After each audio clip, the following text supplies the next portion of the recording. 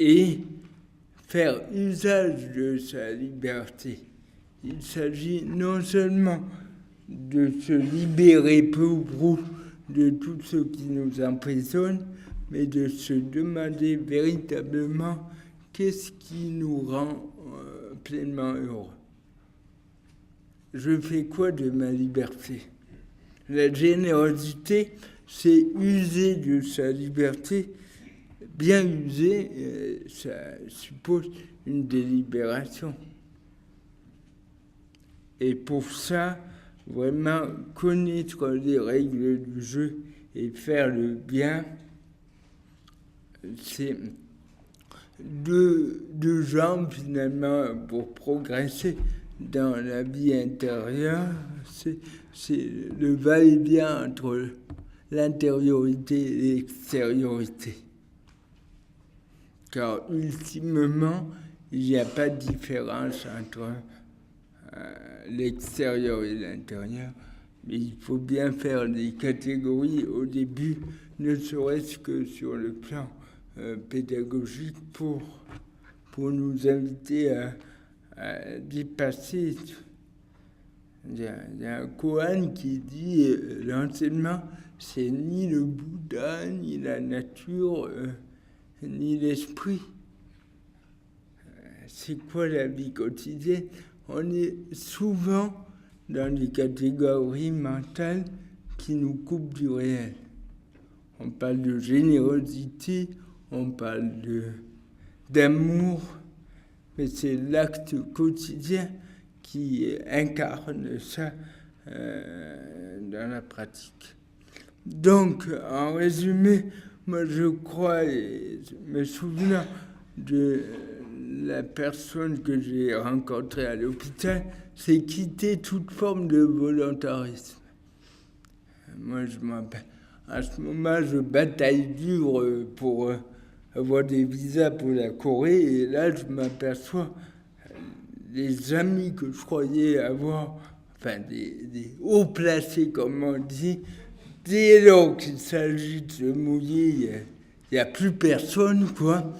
Et je disais à mon ami, putain, j'ai envie de tout envoyer chier pour la Corée.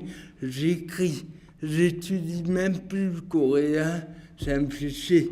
Et elle m'a dit, au contraire, tout ce que tu peux maîtriser, fais-le à fond, et dans le reste, tu t'abandonnes totalement. Et je suis rentré, j'ai pris mon livre de grammaire, et je ne l'ai plus quitté pendant des jours et des jours. Autrement dit, abandonner le volontarisme, c'est pas être une larve et une mauviette qui fait rien. Au contraire, c'est tout faire ce qui est en notre pouvoir.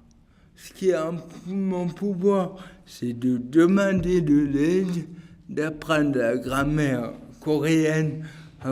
À côté de suisse-allemand, c'est un jeu d'enfant. Et de progresser paisiblement. J'appelais un père spirituel et je lui disais, je suis dans la merde, il n'y a rien qui bouge. Continuez paisiblement vos devoirs d'État. C'est magnifique. Retour au concret. On avance. Quand rien semble bouger, on continue paisiblement ce qui est à faire au quotidien et peu à peu, chemin faisant, on accède au but. Et je crois que quand on se heurte à un échec, là, il y a, je pense, deux tentations. Une, c'est de vouloir tout maîtriser et d'être dans un volontarisme acharné. J'ai envie de réussir, je vais vous montrer. Et la deuxième tentation, c'est de laisser tout aller. Et vraiment, là, encore une fois, la voie est dans la juste mesure. Qu'est-ce que je peux faire ici et maintenant pour avancer dans le projet que je me suis fixé. Et ça me semble être vraiment connaître les règles du jeu. C'est-à-dire on maîtrise peu dans la vie, c'est pour ça que l'abandon mais si cher. Et ce qu'on maîtrise, on doit le faire, on peut le faire impeccablement.